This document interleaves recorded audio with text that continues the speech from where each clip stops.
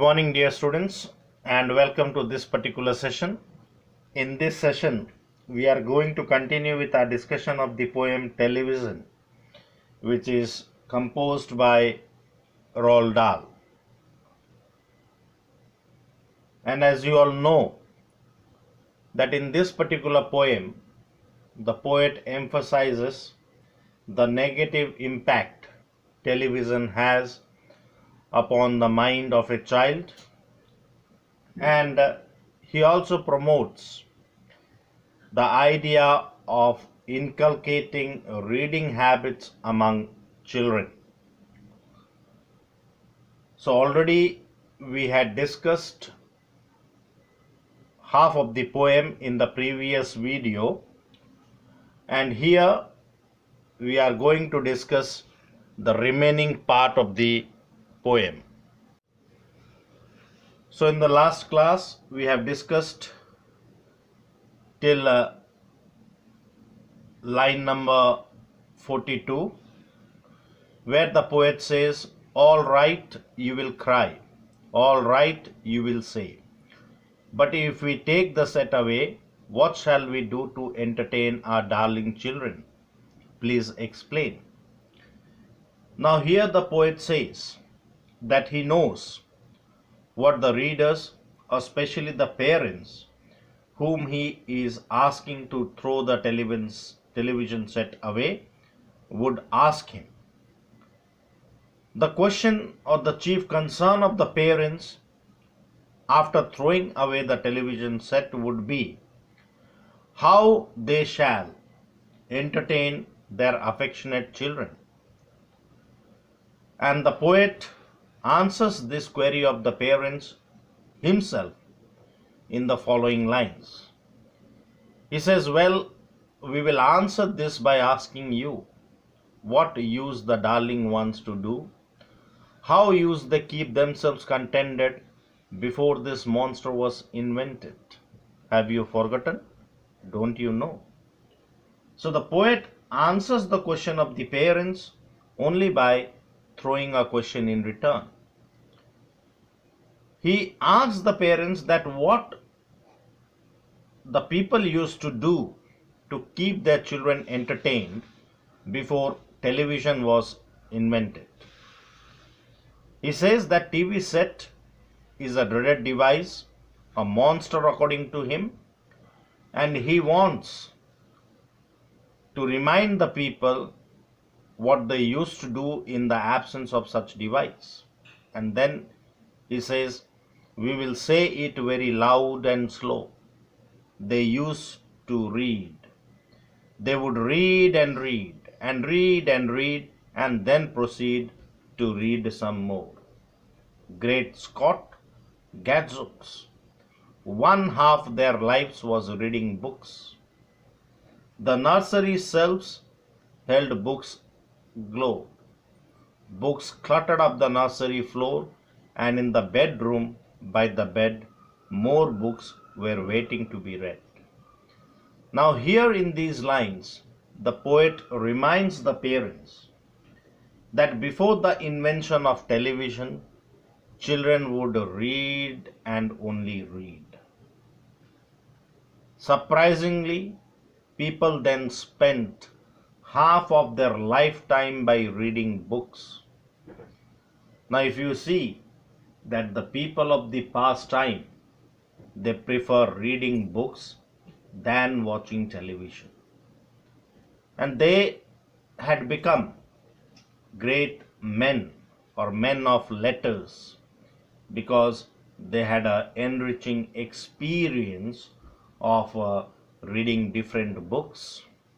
And the expression "Great Scott, gadzooks" is used here as an expression of surprise or amazement. In those earlier days, the nursery shelves were full of books. In nursery schools, books remained scattered on the floor. In fact, books could be found everywhere, be it on the nursery shelves, nursery floor, in the bedroom, or by the children's bed. they used to read so many books before the invention of television. But this art of reading or habit of reading books was completely destroyed after the invention of the idiot box, that is the television. Then the poet goes on to say, such wondrous, fine, fantastic tales of dragons, gypsies, queens, and whales, and treasure isles and distant shores, where smugglers rowed with muffled oars, and pirates wearing purple pants, and sailing ships and elephants, and cannibals crouching round the pot, steering away at something hot. It smells so good. What can it be? Good gracious, it's Penelope.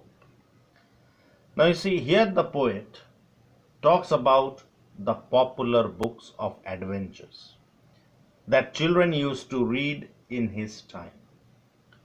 In those days, boys and girls read fantastic stories of dragons, gypsies, queens, whales, treasure islands, smugglers, pirates, ships, elephants, Caliban, and so on. They used to read books that were filled with tales of treasure islands, voyages, smugglers, pirates, sailing ships, elephants, and cannibals. And if you see, he says, good gracious, it's Penelope. Now, what do we mean by that expression? So here he means to say that people used to read books in large amounts,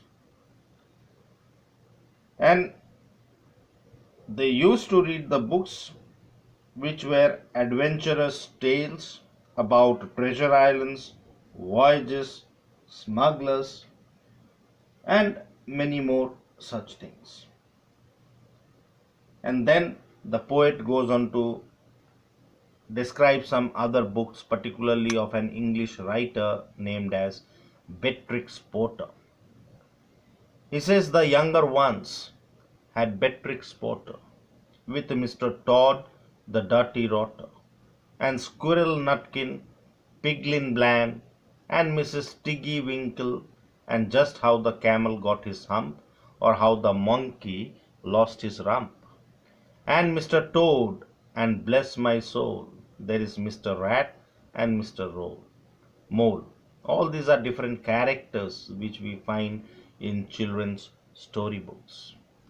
Oh, books, what books they used to know, those children living long ago. So you see, those children living long ago, they used to read a lot number of books, and therefore they were aware of these characters: Squirrel Nutkin, Piglin Bland, Tiggy Winkle, how they have read how the camel got his hump, how the monkey lost his rump.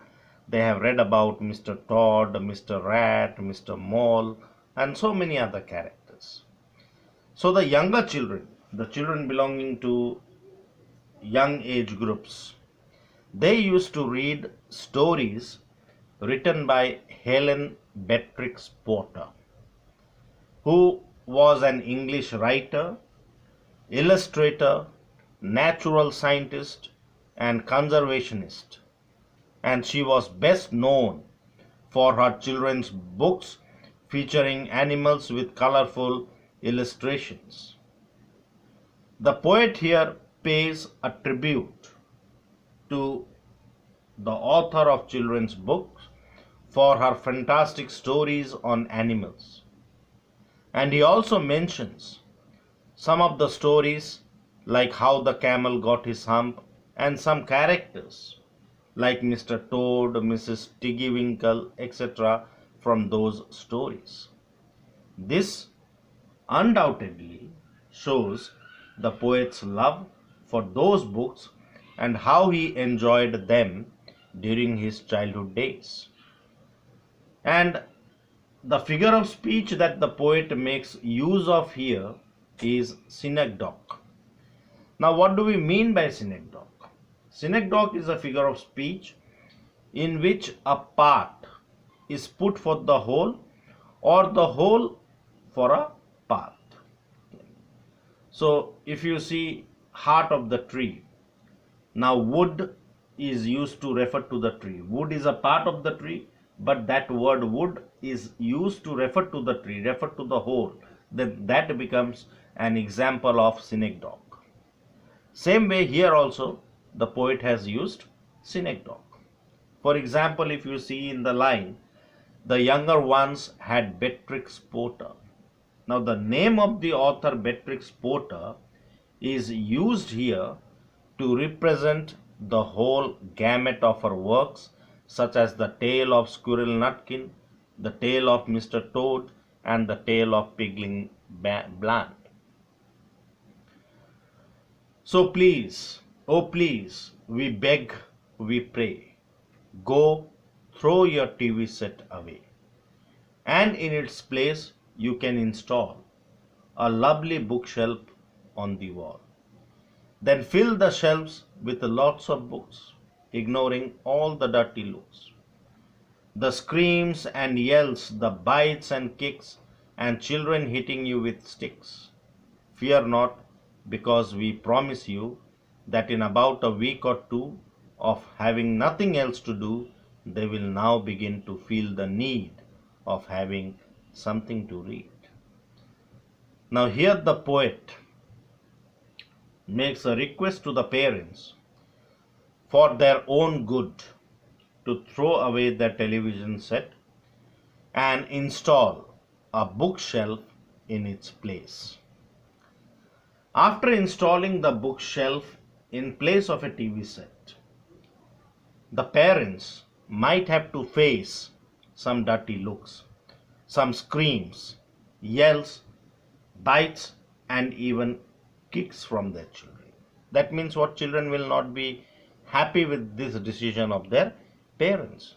They will complain, they will look with the dirty looks in their eyes, they will scream, they will yell, they will bite, they will kick, they will fight with their parents. And they can even go to the extent of hitting their parents with sticks. But still, the poet insists that they must throw away the television set, and in its place they must install a bookshelf with lots of books on various topics, ignoring all those screaming and complaints of their children. At the same time, the poet also expresses his belief that sooner or later the children would have nothing else to do. So they would gradually feel the need to read books. And then he says, and once they start, oh boy, you watch the slowly growing joy that fills their hearts. They will grow so keen, they will wonder what they had ever seen in that ridiculous machine, that new-sitting, foul, unclean, repulsive television screen. Now the poet, in these lines, the poet feels very certain that once the children start reading, they will experience a real joy in their life. And this joy will not be illusory. They will find those books so interesting that they would read more and more of them. Those books would give them the imagination and thoughts, knowledge and wisdom, and above all, satisfaction of mind and heart. And at one stage, they will grow so keen on reading books that they will wonder what they had found in that silly machine called a television. They will find the television screen disgusting and unclean then. as they will discover the real joy of reading books. And later, each and every kid will love you more for what you did. Here, the poet means to say that finally, each and every child will love the parents for giving them the opportunity to find a real joy in reading books. Even when they would grow up, they would thank their parents for taking that television set away and installing the bookshelf in its place. The poet advocates for reading and only reading. He thinks television can never be a substitute for books. Books are the only things that can deliver or impart real wisdom, especially to the younger generation. Thus, the central idea of the poem is that television is an idiot box that clogs and freezes the mind of young children. At the same time, the poem also stresses the importance of inculcating reading as a habit. According to the poet, it is only reading that can fill children with a true joy and happiness. The poem can also be seen as didactic poem because it intends to teach people the negative impact television has on children. So this is all about the poem. I hope things are clear. If any doubts, you can ask me in the group. Thank you for watching and may God bless you.